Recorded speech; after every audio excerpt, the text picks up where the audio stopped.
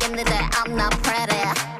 Na na na. 나도 내게 물못 맞춰 레디오샤. 그래 나보다도 간편 없어 Let's have motion. 나 cool. 나 cool. Bismillahirrahmanirrahim. Assalamualaikum warahmatullahi wabarakatuh. Alhamdulillahirabbil alamin. Pertama dan yang paling utama, mari kita panjatkan puji syukur kehadirat Allah Subhanahu wa taala yang telah memberikan nikmat dan kesempatannya.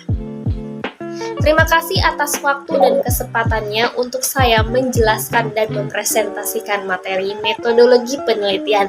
Nah, sebelumnya perkenalkan, nama saya Eva Almah, NIM 18622011007 dari kelas akuntansi 6 SIP 2 pagi. Di mana kali ini saya akan menjelaskan tentang rangkuman materi dari pertemuan 8 sampai dengan pertemuan 13. Ada materi video sebelumnya yang saya sudah paparkan. Nah, untuk yang pertama, izinkan saya memaparkan materi menggunakan program EPIUS pada metodologi analisis data. Nah, pada metode analisis data ada dua metode yang sering digunakan para peneliti dalam membuat sebuah penelitian. Di antaranya yang pertama ada analisis regresi data panel, di mana analisis regresi data panel adalah gabungan antara data cross-section dan data time series, di mana unit cross-sectionnya yang sama dapat diukur pada waktu yang berbeda. Nah, maka dengan kata lain, data panel merupakan data dari beberapa individu yang diamati dalam beberapa kurun waktu tertentu. Nah, kemudian tahapan analisis data pada analisis regresi data panel yaitu menggunakan program EPIUS. Di antaranya, persiapkan terlebih dahulu input datanya, kemudian melakukan analisis statistik deskriptif, di mana penelitian mendeskripsikan analisis data dalam perhitungan statistik melalui nilai min, median, kemudian maksimum, kemudian ada minimum, standard deviation, skewness, kurtosis, dan juga jarak berbeda. Nah, kemudian melakukan estimasi model regresi data panel. Nah, dalam estimasi model regresi data panel ada beberapa metode yang dapat digunakan peneliti untuk menguji penelitian menggunakan program EPIUS. Di antaranya yang pertama ada Common Effect Model, di mana Common Effect Model merupakan teknik estimasi model regresi data panel yang paling sederhana di antara teknik estimasi model lainnya. Nah, pada Common Effect Model, perbedaan dimensi individu maupun waktu diabaikan. Kemudian untuk pendekatan selanjutnya ada pendekatan efek tetap atau fixed effect. Efek adalah model dengan intercept berbeda-beda untuk setiap subjek atau cross sectionnya, tetapi slope setiap subjek tidak berubah seiring waktu. Nah, untuk selanjutnya melakukan pendekatan efek random atau random effect. Nah, random effect disebabkan variasi dalam nilai dan arah hubungan antara subjek diasumsikan random yang dispesifikasikan dalam bentuk residual. Model ini mengestimasi data panel yang variabel residual diduga memiliki hubungan antara waktu dan antar subjek. Nah, kemudian model random effect ini digunakan untuk mengatasi kelemahan model fixed effect model yang menggunakan variabel dummy. Kemudian metode analisis data panel dengan model random effect harus memenuhi persyaratan, yaitu diantaranya yang pertama ada jumlah cross sectionnya harus lebih besar daripada jumlah variabel peneliti. Kemudian bagaimana penentuan model terbaik? Nah, penentuan model terbaik antara Common Effect Model atau Fixed Effect Model atau Random Effect Model menggunakan dua teknik estimasi model. Dua teknik ini digunakan dalam regresi data panel untuk memperoleh model yang tepat dalam mengestimasi regresi data panel. Nah, Dua uji ini digunakan di antaranya yang pertama ada uji Chow, di mana uji Chow ini digunakan untuk memilih antara model common effect atau fixed effect model. Nah, yang kedua ada uji Hausman, di mana uji ini digunakan untuk memilih antara model efek random dan fixed effect model, di mana yang terbaik dalam mengestimasi regresi data panelnya. Nah, penggunaan kedua pengujian tersebut dalam pemilihan model terbaik regresi data panel ditunjukkan pada gambar sebagai berikut. Di samping sudah kita lihat di mana uji Chow adalah uji yang digunakan untuk memilih model yang digunakan, apakah sebaiknya menggunakan common effect model atau fixed effect model. Nah, pengujian ini dapat dilihat pada nilai probabilitas atau cross section F-nya dan cross section chi-square-nya. Nah, untuk yang selanjutnya ada uji Hausman, di mana uji ini digunakan untuk memilih model yang digunakan, apakah sebaiknya menggunakan random effect model atau fixed effect model. Pengujian ini dapat dilihat pada nilai probabilitas cross section randomnya. Nah, yang ketiga ada uji Lagrange multiplier, di mana uji ini digunakan untuk memilih model yang digunakan, apakah sebaiknya menggunakan random effect model atau menggunakan common effect model. Pengujian ini dapat dilihat pada nilai probabilitas Brasspagannya. Nah, selanjutnya ada uji asumsi klasik. Nah, uji asumsi klasik adalah persyaratan statistik yang harus dipenuhi pada analisis regresi data panel yang menggunakan pendekatan ordinary least square atau OLS. Nah, dalam teknik estimasinya. Nah, dengan demikian perlu atau tidaknya pengujian asumsi klasik tergantung pada hasil pemilihan estimasi model regresi. Dalam regresi data panel, model yang berbasis OLS atau Ordinary Least Square adalah model Common Effect Model. Kemudian ada Fixed Effect Model. Nah, dengan demikian perlu dilakukan uji asumsi klasik apabila model regresi yang digunakan dalam bentuk Common Effect Model atau Fixed Effect Model. Nah, selanjutnya, sebaliknya, apabila persamaan regresi lebih cocok menggunakan Random Effect Model, maka tidak perlu dilakukan uji asumsi klasik, karena Random Effect Model menggunakan pendekatan General Least Square atau GLS dalam teknik estimasinya.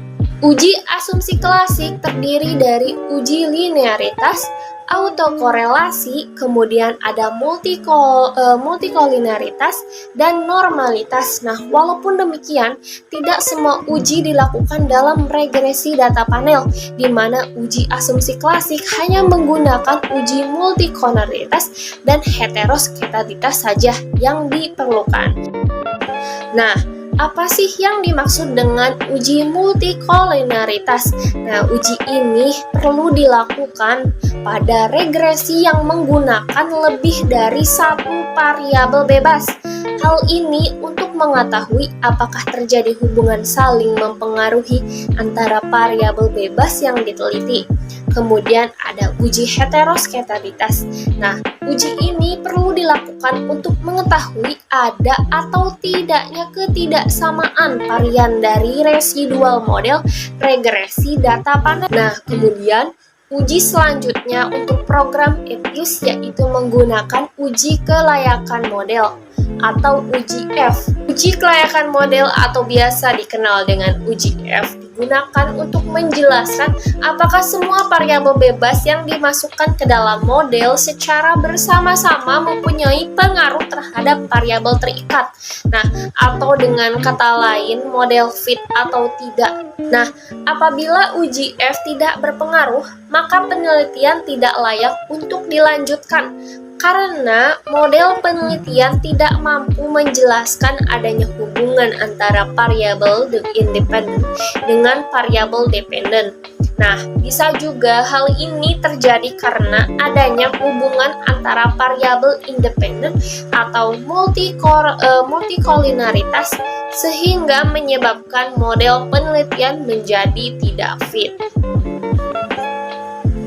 Nah, uji selanjutnya menggunakan uji koefisien determinasi, di mana hasil koefisien determinasi menjelaskan seberapa jauh kemampuan model regresi dalam menerangkan variasi variabel bebas mempengaruhi variabel terikat. Nah, semakin besar hasil R-square akan semakin baik karena hal ini mengidentifikasi semakin baik variabel independen dalam menjelaskan variabel dependennya. Nah, kemudian nilai R-square berada antara 0 sampai 1 dengan penjelasan diantaranya jika nilai R-square-nya harus berkisar 0 sampai 1. Jika nilai R-square-nya sama dengan 1, berarti naik atau turunnya variabel terikat atau variabel Y 100% dipengaruhi oleh variabel bebas. Nah, jika nilai R-square-nya sama dengan 0, berarti tidak ada hubungan sama sekali antara variabel independen terhadap variabel dependennya. Nah, untuk selanjutnya, uji T. Hasil uji T menjelaskan signifikansi pengaruh variabel bebas secara parsial terhadap variabel terikat. Nah, untuk program EPIUS menggunakan analisis regresi data panel pada penjelasan yang sudah saya paparkan, silakan simak video berikut ini. Nah, baiklah, berikut tahapan-tahapan metode analisis data pada analisis regresi data panel menggunakan program EPIUS. Untuk terlebih dahulu, kita siapkan data yang akan kita teliti. Nah, di sini saya sudah siapkan contoh judul penelitian yang akan kita uji pada program EPIUS. Di sini ada pengaruh size, return on asset, debit to asset ratio, non-performing financing, dan penerbitan sukuk terhadap pengungkapan Islamic Social Reporting pada perbankan syariah di Indonesia tahun 2012 sampai 2016. Di sini saya menggunakan 9 perusahaan untuk dijadikan sampel pada penelitian yang akan kita coba. Nah, untuk tahapan analisis datanya, kita persiapkan input data terlebih dahulu. Langkah-langkahnya, kita buka terlebih dahulu program EPIUS-nya, kemudian membuka file kerja atau work file. Nah, yang pertama, buka terlebih dahulu dengan cara klik file, kemudian kita pilih new, kemudian ada work file. Nah, untuk membuat work file sesuai dengan contoh pada data yang telah disiapkan, yakni untuk work file struct type, kita pilih balance panel. Selanjutnya untuk work file name, kita pilih data panel.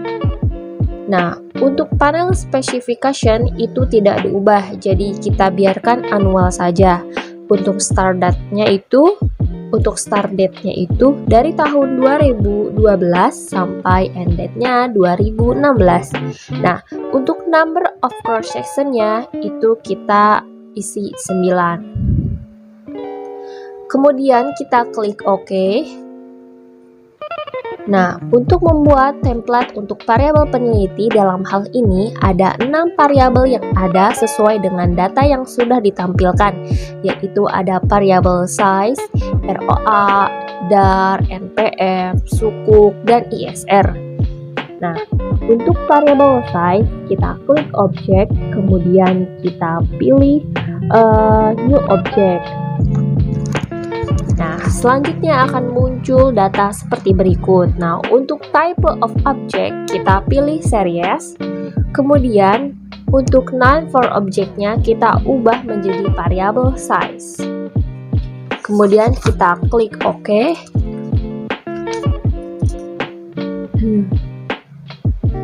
Nah,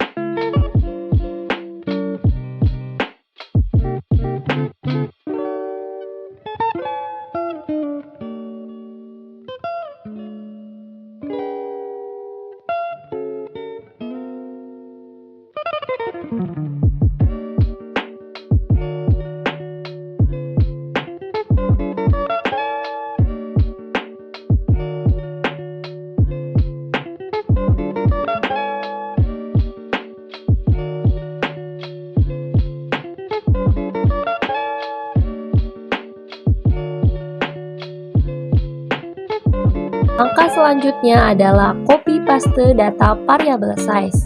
Nah, caranya kita klik variable size dalam workfile, maka akan muncul tampilan sebagai berikut. Nah, kita copy terlebih dahulu data dari Microsoft Excel-nya untuk variable size. Kemudian kita paste pada program Appius. Lakukan hal-hal seperti langkah-langkah yang barusan kita coba untuk variabel-variabel lainnya sampai dengan variabel ISR.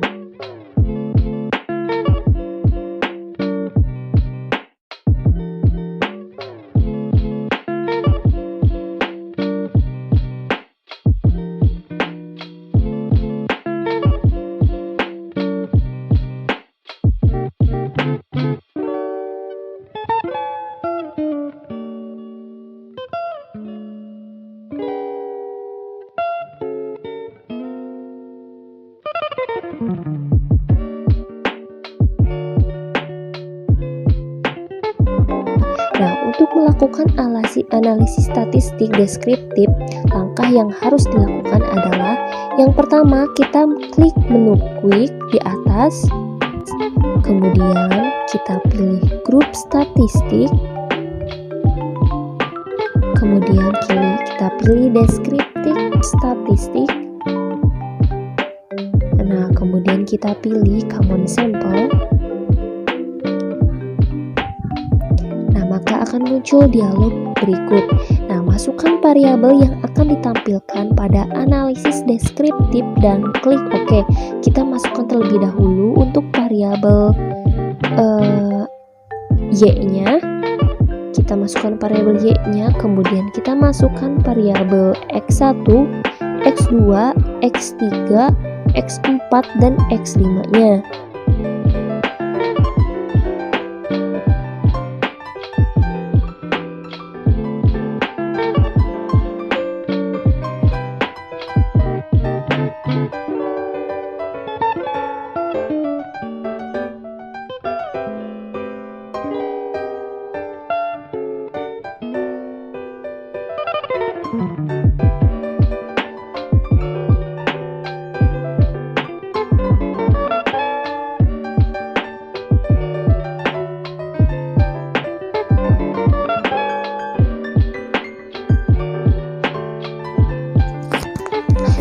Setelah itu kita klik OK.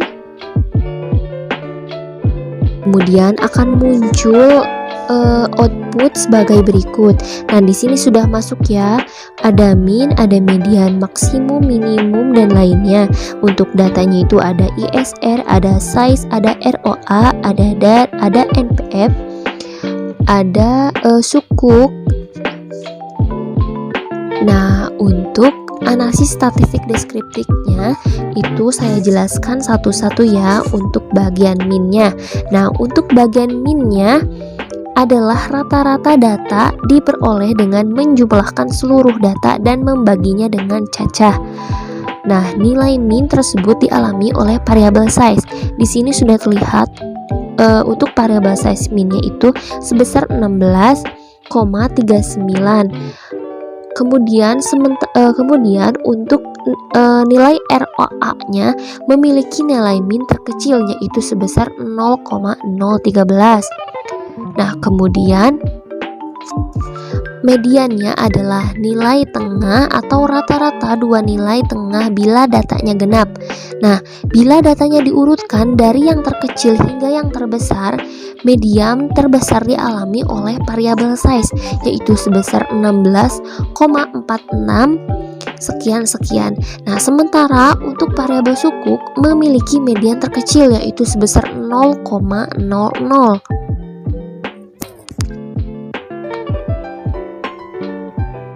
Nah, kemudian ada maksimum. Maksimum adalah nilai paling besar dari data. Maksimum terbesar dialami oleh variabel size yaitu sebesar 18,18 sekian. Nah, sementara variabel ROA memiliki maksimum terkecil yaitu sebesar 0,038 sekian. Nah, selanjutnya ada minimum. Minimum adalah nilai paling kecil dari data.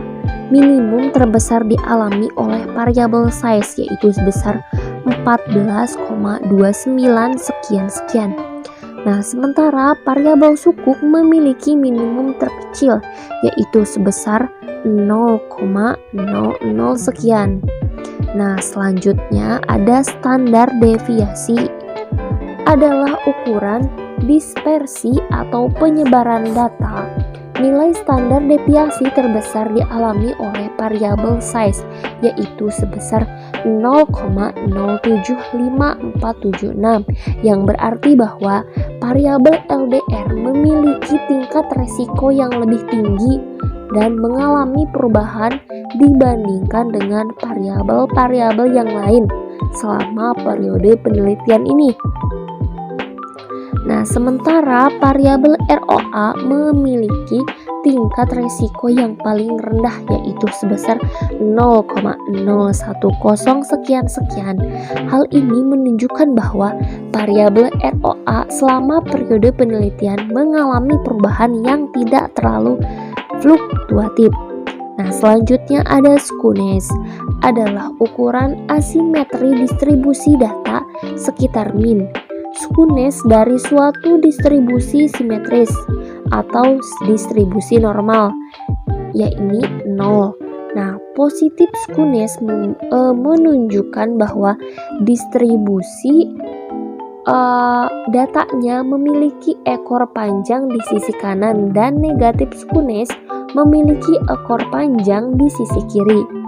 Untuk variabel dar dan sukuk memiliki nilai di atas 0 yang berarti bahwa asimetri distribusi data sekitar min tidak normal.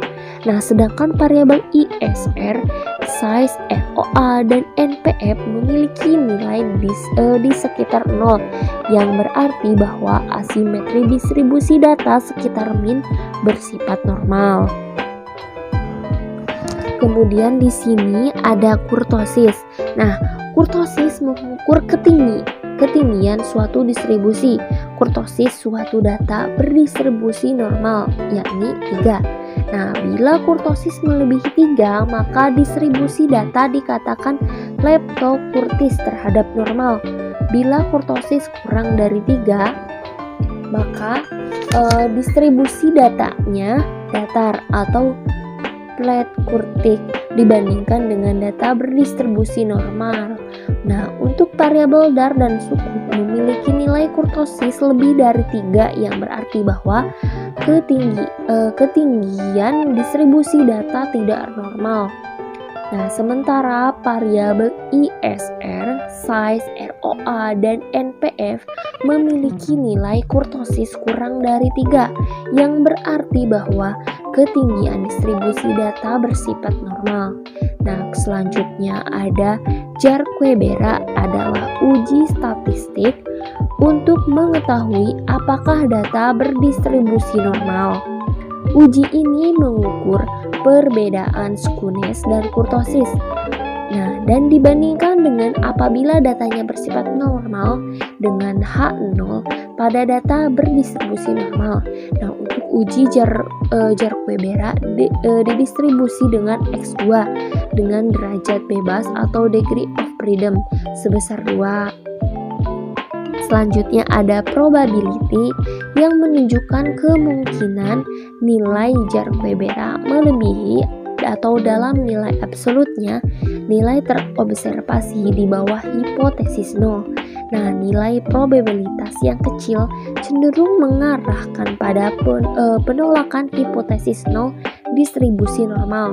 Nilai probabilitas variabel ISR di sini menunjukkan sebesar 0,47 sekian-sekian untuk size sebesar 0,40 sekian-sekian dan NPF sebesar 0,74 sekian-sekian, yakni lebih dari nilai A-nya 5%. Nah, kita tidak dapat menolak H0 bahwa data berdistribusi normal atau tidaknya distribusi data dalam analisis statistik deskriptif ini tidak membuat suatu penelitian gagal untuk dilakukan. Maka analisis statistik deskriptif digunakan hanya untuk melihat gambaran distribusi data yang akan diteliti saja. Nah, untuk selanjutnya kita gunakan estimasi model regresi data panel.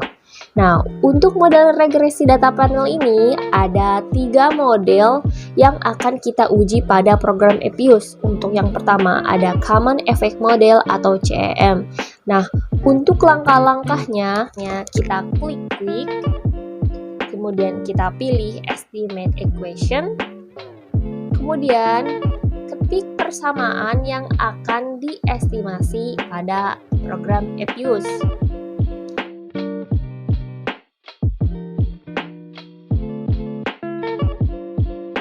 Setelah diisi, kita klik bagian panel option.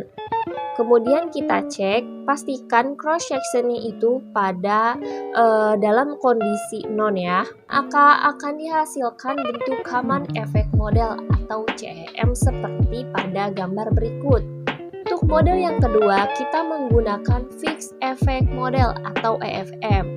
Nah, untuk langkah-langkahnya, kita klik nama persamaan EQ01 yang sebelumnya kita coba pada Common Effect Model.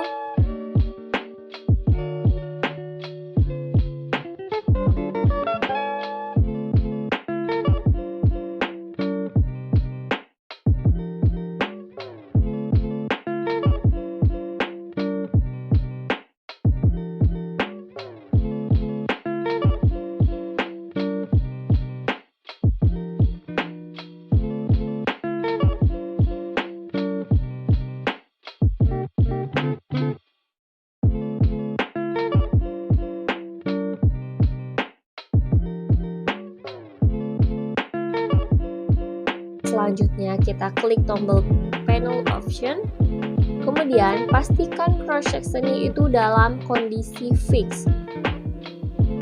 Nah, kalau sudah kita klik OK, nah maka akan muncul hasil dalam bentuk fixed effect model seperti pada gambar berikut. Nah, untuk cara yang ketiga kita menggunakan metode random effect model atau RM. Nah, untuk bagian work file-nya itu sama seperti pada model-model berikutnya, yakni memasukkan variabel yang akan diestimasi. Nah, yang berbeda yaitu pada panel option-nya, di mana dalam penggunaan random effect model, pastikan cross section-nya itu dalam kondisi random.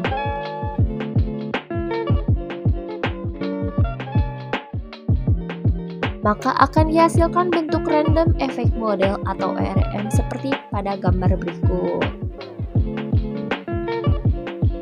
Nah, untuk selanjutnya kita menggunakan teknik pemilihan model regresi data panel seperti yang sudah saya jelaskan, di mana teknik pemilihan model regresi data panel terbagi menjadi 2, yaitu ada uji Chow dan uji Hussman. Nah, pada uji Chow dan uji Hussman itu terdapat uji Lagrange multiplier. Nah, untuk yang pertama kita uji terlebih dahulu uji Chow. Langkah-langkahnya dengan menggunakan program Epius yakni klik nama persamaan EQ01 dalam work file, kemudian klik estimasi.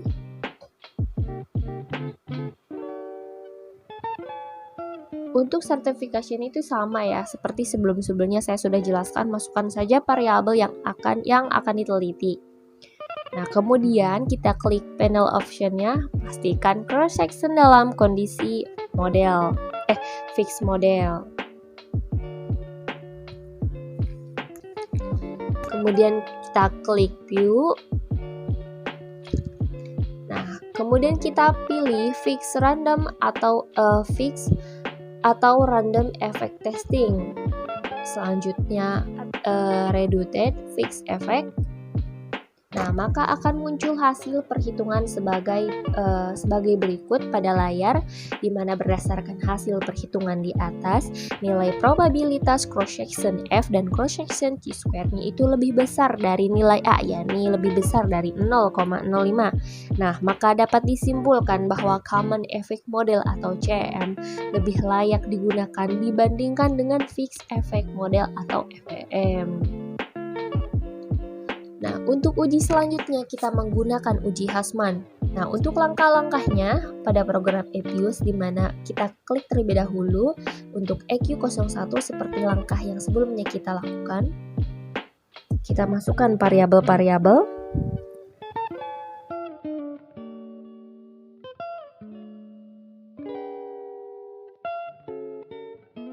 Nah, kita klik panel option, di mana pastikan bahwa cross section dalam kondisi random pada jendela panel option-nya. Nah, kalau sudah, kita klik view, kemudian kita pilih fix atau random effect testing. Selanjutnya correlate random effect atau Hussman test. Nah, maka akan muncul hasil perhitungan sebagai pada layar. Berdasarkan hasil perhitungan, nilai probabilitas atau probabilitas cross section randomnya itu lebih besar dari nilai A atau nilai 0,05. Nah, maka dapat disimpulkan bahwa random effect model atau REM lebih layak digunakan dibandingkan dengan fixed effect model.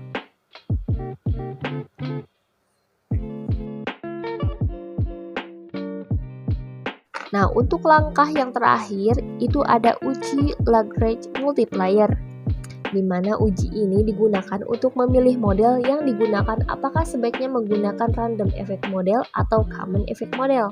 Langkah-langkahnya menggunakan program Epius yakni kita klik persamaan EQ01 dalam work file, kemudian kita klik estimate. Masukkan variabel terlebih dahulu yang akan kita estimasi. Nah, untuk bagian panel option-nya, kita pastikan cross section-nya itu dalam model non. Untuk selanjutnya, kita klik view, kemudian kita pilih fix atau random effect testing. Selanjutnya kita pilih omitted random effect, maka akan muncul hasil perhitungan pada layar, di mana berdasarkan hasil perhitungan tersebut nilai probabilitas cross section-nya atau Brasspegannya itu lebih besar dari nilai 0,05. Nah, maka dapat disimpulkan bahwa common effect model atau CEM justru lebih layak digunakan dibandingkan dengan random effect model. Nah, untuk langkah selanjutnya di sini saya akan menggunakan uji asumsi klasik pada analisis regresi data panel. Nah, pada uji asumsi klasik, di sini saya menggunakan uji multikolinialitas dan heteroskedaritas saja. Nah, untuk uji multikolinialitas pada program Epius, langkah-langkahnya yakni kita klik quick, kemudian kita pilih grup statistik, kemudian kita pilih correlation, ketik variabel independen yang akan diestimasi, yakni ada variabel Y dan variabel X lainnya. Kalau sudah kita klik OK, nah maka akan menghasilkan output sebagai pada layar. Nah, Nah, dari output tersebut dapat dilihat tidak terdapat variabel independen yang memiliki nilai lebih dari 0,8. Nah, sehingga dapat disimpulkan tidak terjadi multikolinialitas dalam model regresi pada program EPIUS ini. Nah, untuk selanjutnya ada uji heteroskedaritas. Nah, untuk langkah-langkahnya menggunakan program EPIUS, yakni kita klik EQ01 dalam work file, kemudian kita pilih view, selanjutnya kita pilih residual diagnostic. Nah, kemudian cross-section dependent test, maka akan menghasilkan output pada layar di mana keputusan terjadi atau tidaknya heteroskedaritas pada model regresi adalah dengan melihat nilai probabilitas pegannya dengan hipotesis. Nah, dari output tersebut dapat kita lihat nilai probabilitas pas pegannya sebesar 0,16 sekian-sekian. Itu lebih besar dari 0,05. Maka dengan demikian dapat disimpulkan bahwa model regresi data panel tidak terjadi heteroskedaritas. Nah, untuk uji selanjutnya dengan menggunakan program EPIUS ada uji kelayakan model atau UJM, di mana langkah-langkahnya yakni kita klik nama persamaan EQ01 dalam file, maka akan muncul output yang sebelumnya sudah kita uji. Nah, di sini pada output tersebut menunjukkan bahwa nilai F statistiknya sebesar 7,56 sekian-sekian. Sementara untuk F tabelnya dengan tingkat A 5%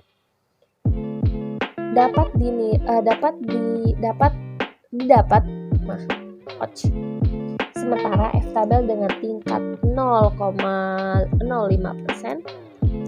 Kemudian ada DF1 dengan nilai 5 dan DF2 dengan nilai 39, didapat nilai F tabel sebesar 2,45 sekian-sekian.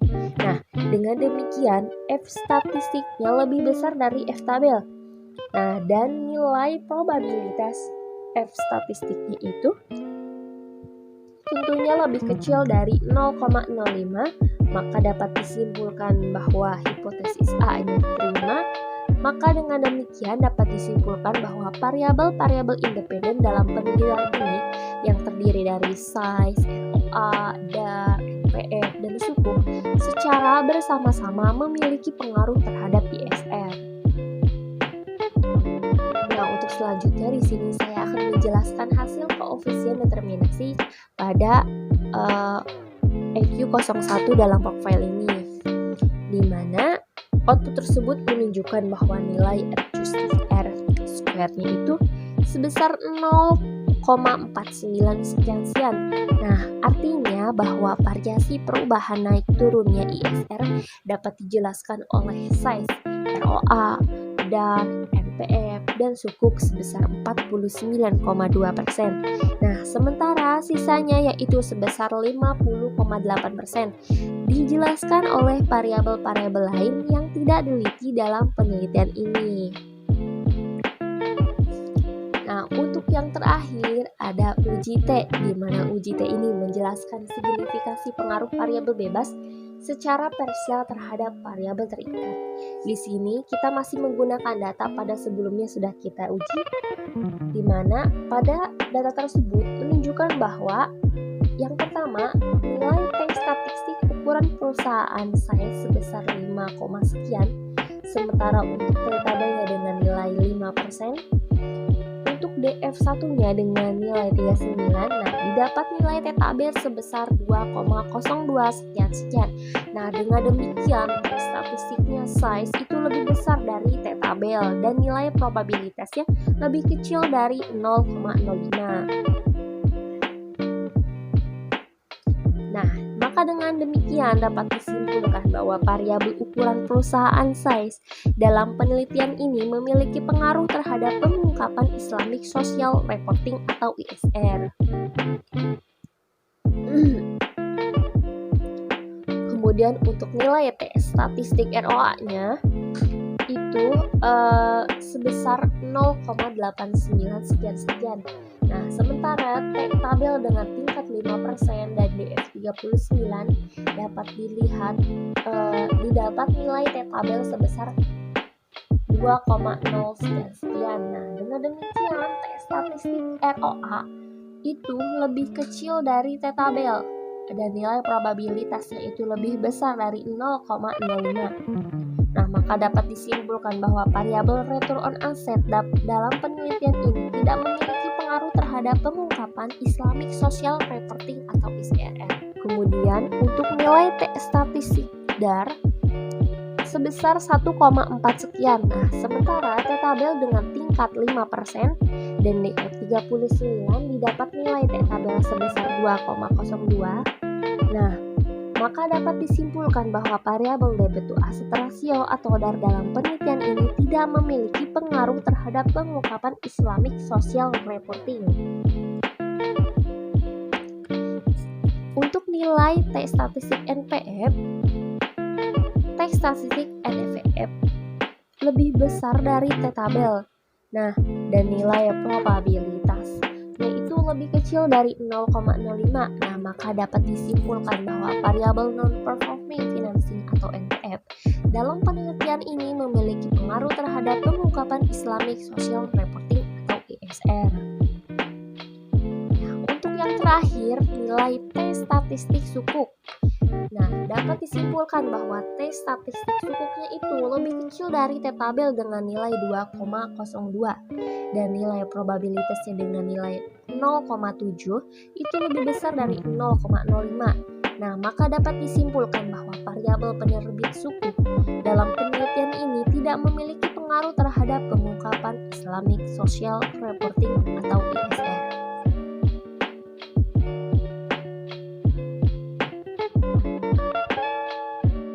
Berikut sedikit penjelasan yang dapat saya sampaikan mengenai program EPIUS pada analisis regresi model data panel.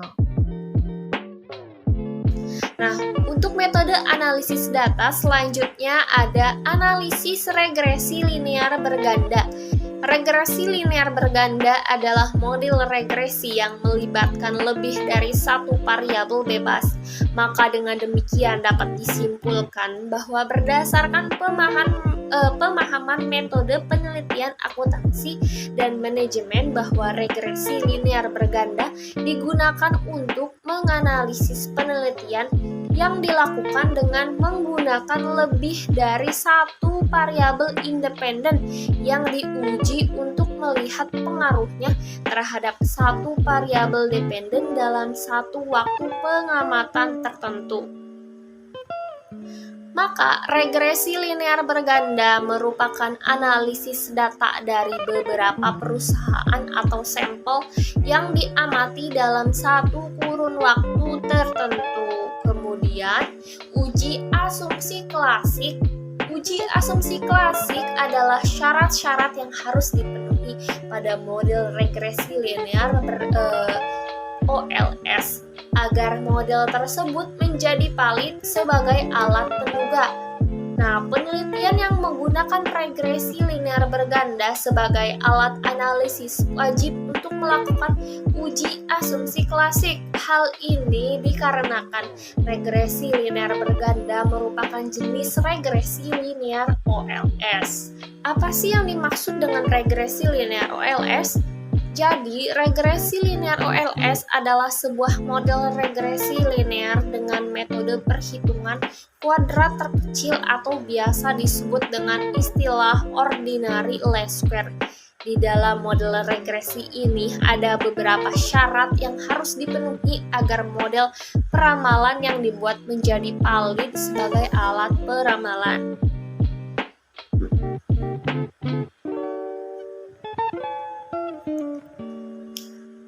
Nah, syarat-syarat tersebut apabila dipenuhi semuanya, maka model regresi linear tersebut dikatakan based linear unbased estimation atau BLEU. Nah, tahapan pengujian agar model regresi linear OLS menjadi valid sebagai alat peramalan adalah sebagai berikut. Di antaranya yang pertama ada uji normalitas. Nah, uji statistik yang dilakukan untuk mengetahui bagaimana sebaran sebuah data. Uji ini dilakukan untuk melihat distribusi data dalam model penelitian. Selanjutnya yang kedua ada uji heteroskedasitas. Nah, di mana uji ini dilakukan untuk melihat adakah ketidaksamaan varian dari residual untuk semua pengamatan pada model regresi linear. Uji ini merupakan salah satu dari uji asumsi klasik yang harus dilakukan pada regresi linear.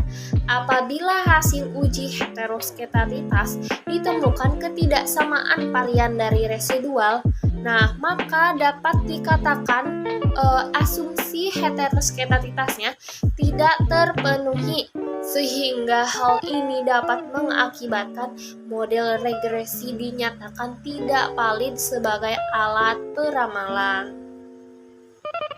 Nah, yang ketiga ada uji multikoordinaritas, di mana uji ini adalah sebuah situasi yang menunjukkan adanya korelasi atau hubungan kuat antara dua variabel bebas atau lebih dalam sebuah model regresi berganda.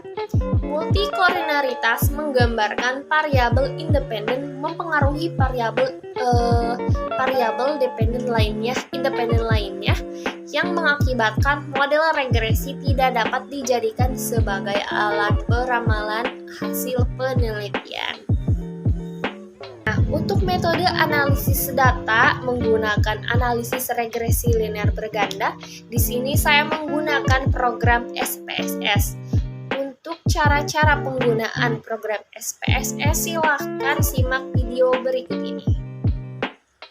Nah, baiklah, untuk langkah-langkah dalam membuat analisis statistik deskriptif pada program SPSS. Untuk langkah pertamanya kita buka terlebih dahulu program SPSS. Nah, di sini sudah muncul ada variabel data view dan variabel view. Nah, untuk yang pertama pastikan di sini kita klik variabel view-nya. Untuk datanya di sini saya ambil dari buku penelitian untuk dijadikan contoh. Di sini ada X1, X2, X3, X4 sampai dengan Y. Nah, untuk langkah pertamanya kita copy terlebih dahulu variabel Y, X1, X2, X3, dan X4-nya untuk dipindahkan ke program SPSS. Nah, pastikan data yang tadi kita copy itu udah kita paste di bagian variabel view. Nah, kemudian kita paste pada variabel view-nya.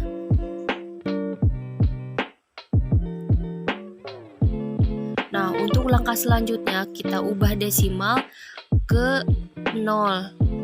Pastikan semua dalam keadaan 0 pada bagian desimal. Untuk selanjutnya, untuk measure-nya kita ubah ke bagian scale.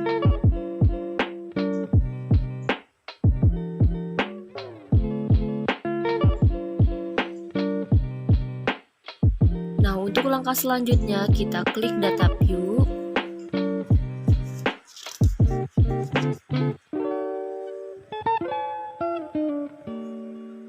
Nah, kemudian kita copy terlebih dahulu data pada Microsoft Excel-nya di score. Kita copy sampai dengan variabel X4. Di sini saya mengambil data ada 100 untuk dijadikan responden atau sampel. Kita paste pada data view. Nah, maka akan muncul data seperti berikut. Statistik deskriptif dengan menggunakan program SPSS. Untuk langkah pertamanya, kita klik analisis.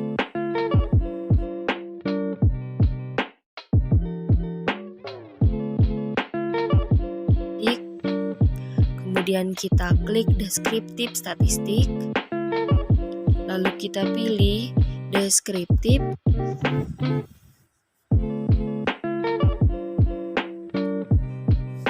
Nah, untuk selanjutnya kita masukkan variabel-variabel ke variabel S.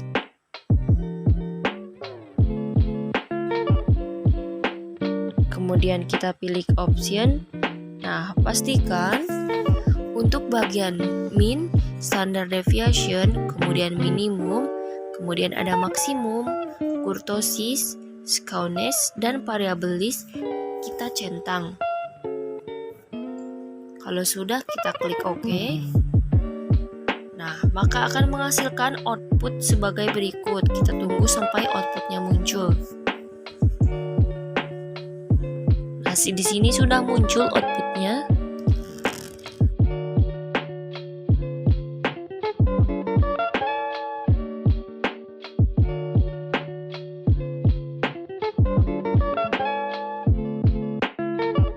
Selanjutnya kita uji asumsi klasik.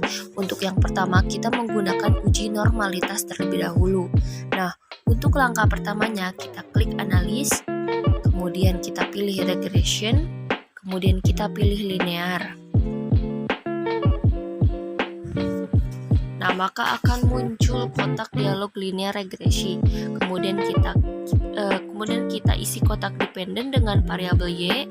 Kemudian untuk independennya kita masukkan variabel X1, X2, X3, dan S4. Selanjutnya kita klik plot. Nah, kemudian akan muncul kotak dialog linear. Nah, untuk variabel Y kita pilih spreadsheet. Untuk X-nya JPRED. Kemudian kita pilih continue, kita klik OK.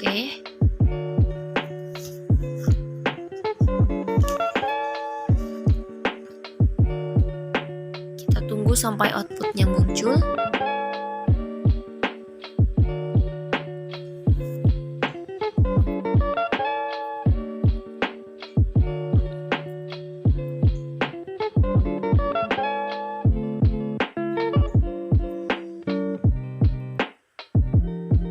Nah, baiklah, kita cek ke bawah apakah outputnya sudah muncul.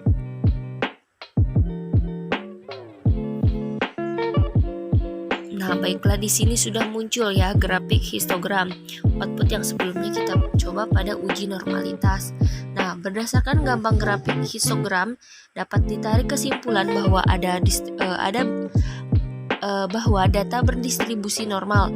Hal ini dapat dilihat dari grafik histogram memberikan pola distribusi yang melenceng ke kanan atau membentuk pola seperti lonceng. Nah, baiklah, untuk grafik plotnya di sini sudah muncul ya untuk gambarnya. Nah, dapat ditarik kesimpulan bahwa data berdistribusi normal. Nah, hal ini dapat dilihat dari titik-titik yang ada pada grafik plot mengikuti dan mendekati garis diagonal. Nah, kita menggunakan uji heteroskedasitas. Nah, untuk langkah-langkahnya, yang pertama kita klik analis, kemudian kita pilih regression, lalu klik linear. Kita pilih linear. Nah, untuk linear regresi sama dengan yang tadi sebelumnya. Untuk yang sekarang kita klik save. Nah, maka akan muncul. Nah, kita klik residual kita klik standar pada residual.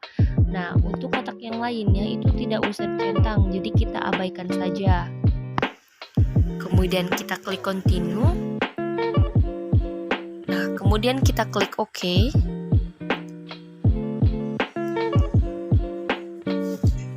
Kita tunggu sampai outputnya muncul. Nah, di sini udah ada muncul ya rek 1, kemudian kita klik transport.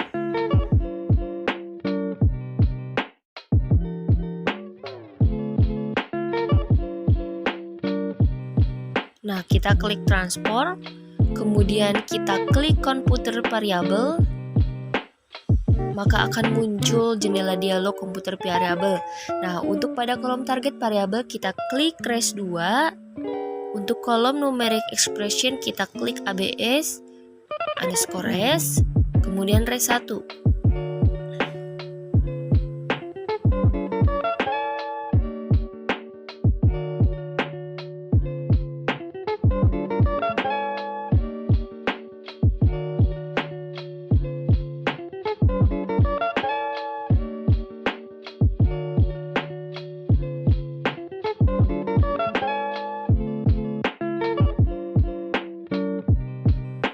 Abaikan output, lihat data view. Ada variabel baru bernama res2. Nah, di sini sudah muncul ya. Untuk selanjutnya, pada res2 ini kita klik analis.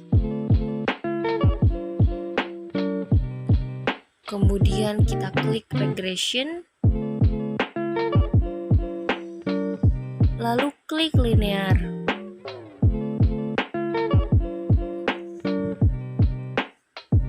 Nah, dalam kotak dependen, keluarkan variabel Y, lalu ganti dengan res2. Kemudian kita klik OK. Kita tunggu sampai outputnya muncul. Nah, maka pada output koefisien menghasilkan output koefisien. Nah, berdasarkan tabel di atas, kesimpulannya adalah apabila nilai signifikasinya atau signifikannya lebih besar dari 0,05, maka tidak terjadi heteroskedasitas. Tampaknya bahwa semua variabel independen tidak mengalami gejala heteroskedasitas karena nilainya signifikan lebih besar dari 0,05.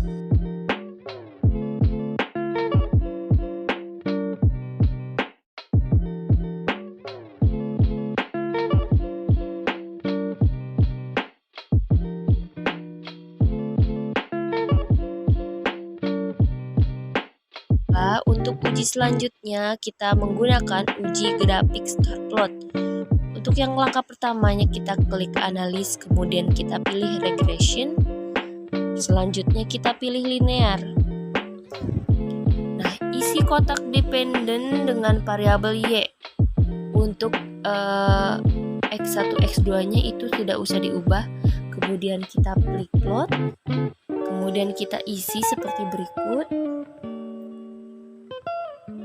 Lalu klik continue.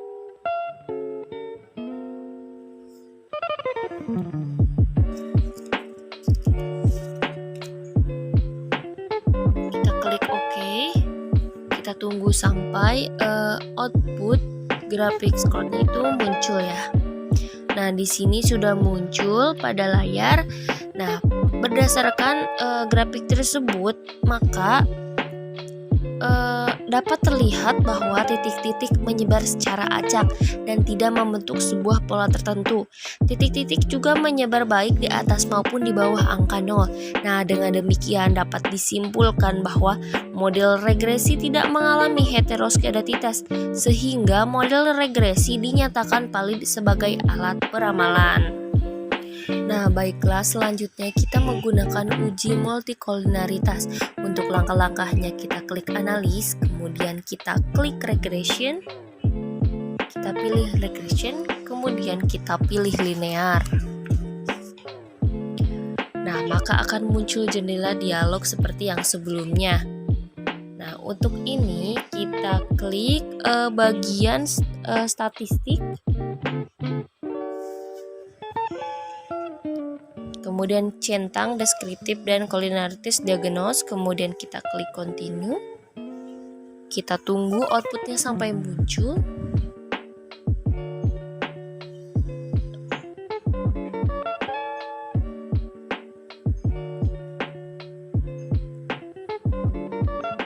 Nah, di sini sudah muncul ya output correlation, di mana pada tabel tersebut menunjukkan tidak adanya nilai korelasi yang lebih besar dari 0,08. Nah, maka dengan demikian dapat disimpulkan bahwa tidak terjadi multikolinaritas antara variabel independen yang akan diteliti. Nah, untuk PIP dan toleransi pada koefisien menunjukkan nilai PIP kurang dari 10 dan nilai toleransi lebih besar dari 0,01. Maka dengan demikian dapat disimpulkan bahwa tidak terjadi masalah multikolinaritas.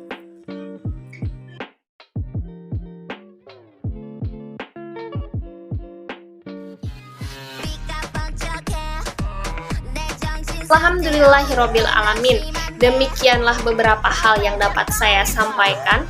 Sebelumnya saya mohon maaf yang sebesar-besarnya apabila di dalam penyampaian tadi mungkin ada kesalahan kata atau beberapa pernyataan yang menyinggung. Semoga video ini bermanfaat untuk hadirin. Izinkan saya undur diri. Terima kasih banyak atas waktu dan kesempatannya. Wassalamualaikum warahmatullahi wabarakatuh. 나